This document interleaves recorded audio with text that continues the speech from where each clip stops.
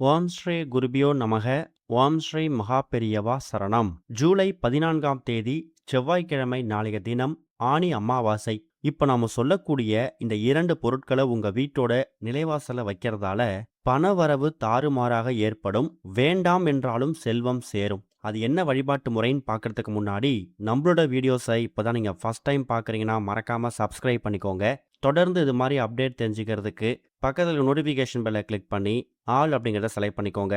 இப்போ நிலைவாசல்ல என்ன பொருட்களை எப்படி பயன்படுத்த போகிறோம் அப்படிங்கிற பற்றி தெளிவாக தெரிஞ்சுக்கலாம். ஒரு மாதத்தில் வரக்கூடிய ஒரு அமாவாசை ரொம்பவே விசேஷமானது. அமாவாசை அப்படின்னு சொன்னாலே நம்ம ஞாபகத்துக்கு வரக்கூடிய முதல் விஷயம் பித்ருக்கள் வழிபாடு தான். சாஸ்திரங்கள்ல நம்ம ஒரு வருஷத்துக்கு முக்கியமா 96 தர்ப்பணங்கள் கொடுக்கணுங்கிற மாதிரி சொல்லப்பட்டிருக்குது.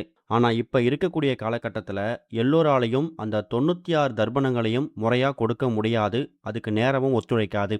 அதுக்கு மாற்று வழிதான் ஒரு வருஷத்துல வரக்கூடிய முக்கியமான அமாவாசை தினங்கள்ல நாம பண்ணக்கூடிய திதி தர்ப்பண வழிபாடு இருக்கு இல்லையா? அது 96 தர்ப்பணங்களை பண்ண முடியல அப்படின்னாலும் அதுக்கு ஈடு இணையான பலன்களை நமக்கு ஏற்படுத்தி கொடுக்கும். அமாவாசைகள்லயே ஆடி அமாவாசை, புரட்டாசி அமாவாசை, மாசி அமாவாசை, இது மாதிரி எக்கச்சக்கமான அமாவாசைகள் ரொம்பவே சிறப்பு வாய்ந்தது. அதுல பிரசித்தி பெற்ற ஒரு முக்கியமான அமாவாசை தான் தமிழ் மாதங்கள்ல 3வது மாதமாக வரக்கூடிய ஆனி மாதத்துல வரக்கூடிய அமாவாசை. ஆனி மாத அமாவாசைக்கு ஒரு சிறப்பு இருக்கு.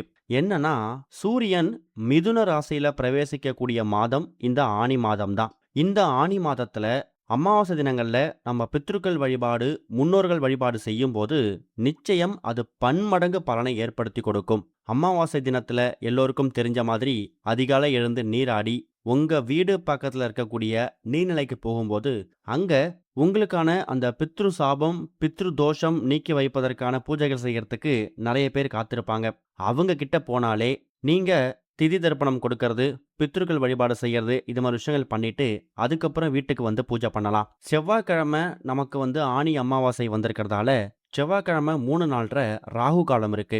காலையில 9:10 யமகண்டம் இருக்கு. காலையில திதி தர்ப்பணம் கொடுப்பதற்கான உகந்த நேரம், நல்ல நேரம் எது அப்படின்னு கேட்டீங்கன்னா சரியாக 7:45 8:45.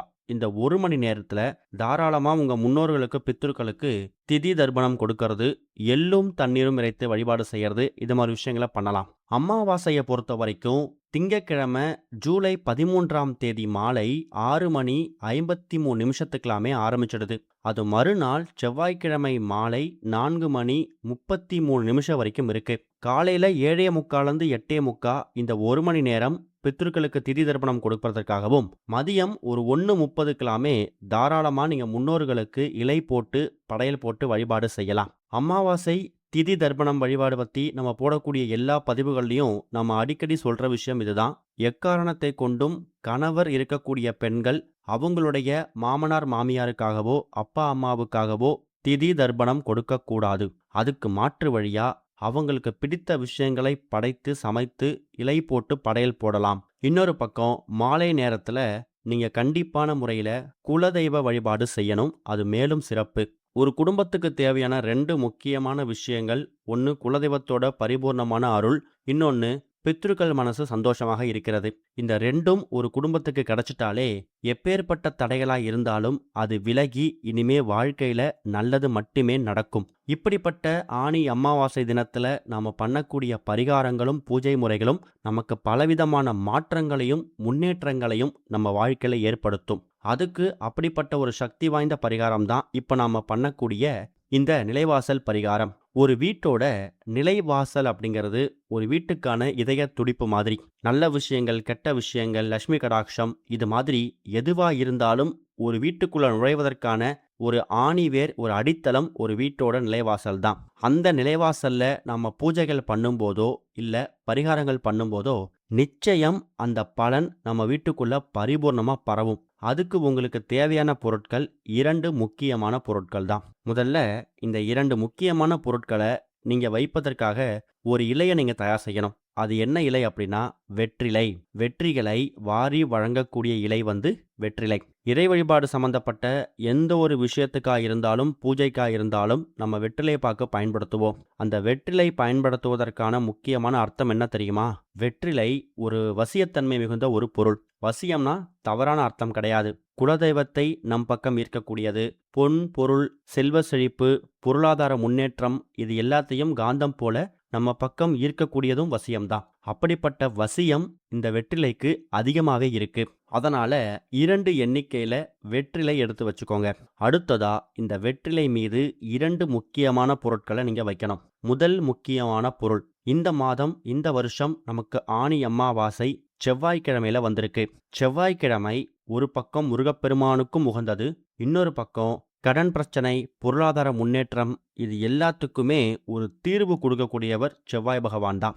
அவருக்கு உகந்த தானியம் துவரம்பருப்பு. செவ்வாய் பகவான செவ்வாய்க்கிழமையில தொடர்ச்சியா வணங்கிட்டு வர்றவங்களுக்கு சொத்து, வீடு, நிலம் இது சம்பந்தப்பட்ட பிரச்சனைகள் நிலுவையில இருந்தா அதுக்கு தீர்வு கிடைக்கும். பல வருஷங்களாவே வாடகை வீட்டிலேயே வசிச்சு வந்துகிட்டு இருக்கீங்க. சொந்த வீடு கனவு கனவாவே இருக்கு, நினைவாக மாட்டேங்குது. எவ்வளவு முயற்சி செய்தாலும் சொந்த வீடே போக முடியல. அப்படியே போனாலும் கட்டிட்டு இருக்க வீடு, அந்த வீட்டு வேலை பாதியிலே நிக்குது. இது மாதிரி எல்லா பிரச்சனைகளுக்கும் தீர்வு கொடுக்கக்கூடியவர் இந்த ஒரு செவ்வாய் பகவான். அடுத்ததா ஒரே ஒரு ஸ்பூன் பச்சரிசி. பச்சரிசி அப்படிங்கிறது அன்றைய தினம் அமாவாசை, சந்திர பகவானுக்கு உகந்த ஒரு நாள். சந்திர பகவானுக்கு உகந்த தானியம் என்ன? நெல்லுலேருந்து கிடைக்கக்கூடிய பச்சரிசி தான். அதனால ஒரே ஒரு ஸ்பூன் பச்சரிசி எடுத்து வச்சுக்கணும். சந்திர பகவான் சம்பந்தமான வழிபாட்டில் நம்ம அடிக்கடி சொல்லக்கூடிய விஷயம், சந்திர பகவான் மனோகாரகன். வாழ்க்கையில ஏற்படக்கூடிய மனக்குழப்பங்கள், சஞ்சலங்கள், சண்டை சச்சரவுகள் இது எல்லாத்துக்கும் தீர்வு கொடுக்கக்கூடியவர். கணவன் மனைவி ரொம்ப நாட்களாகவே பிரிஞ்சு வாழ்றாங்க, விவாகரத்து வரைக்கும் போயிருக்கு, கருத்து வேறுபாடு ஏற்படுது, இது எல்லாத்துக்கும் தீர்வு கொடுக்கக்கூடியவர் சந்திர பகவான் தான். அதனால அவருக்கு உரிய ஒரே ஒரு ஸ்பூன் பச்சரிசி. இந்த 2 பொருட்களையும் முதல்ல உங்க வீட்டோட பூஜை அறையில மாலை 6-7 மணிக்கு மேல ஒரு சிறிய தட்டு மேல இலைகளை வைத்து, ஒரு இலை மீது கொஞ்சமா பச்சரிசியையும் இன்னொரு இலை மீது கொஞ்சமா துவரம்பருப்பையும் வச்சுட்டு, இப்ப நாம சொல்லிருக்கக்கூடிய எல்லா கடவுளையும் பிரார்த்தனை பண்ணணும். முருகப்பெருமான்ல ஆரம்பிச்சு செவ்வாய் பகவான் வரைக்கும் எல்லாரையும் பிரார்த்தனை பண்ணிட்டு, உங்க வீட்டோட நிலைவாசல்ல இரவு தூங்க போறதுக்கு முன்னாடி, அதாவது செவ்வாய்க்கிழமை இரவு தூங்க போறதுக்கு முன்னாடி வச்சுட்டு நீங்க தூங்க போயிடலாம். மறுநாள் புதன்கிழமை காலை எழுந்து பார்க்கும்போது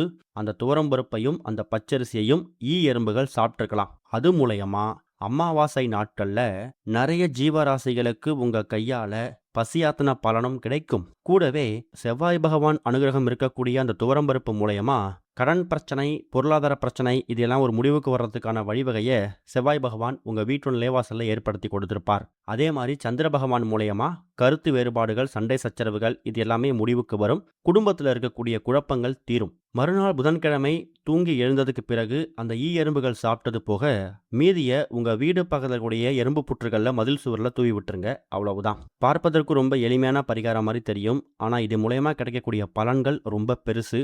அந்த எறும்புகள் மூலயமா, அதுவும் ஆனி அமாவாசை அன்னைக்கு உங்க பித்ருக்கள் சாப்பிட்டு உங்களை மனதார வாழ்த்துனதா ஒரு பெரிய நம்பிக்கையும் இருக்கு.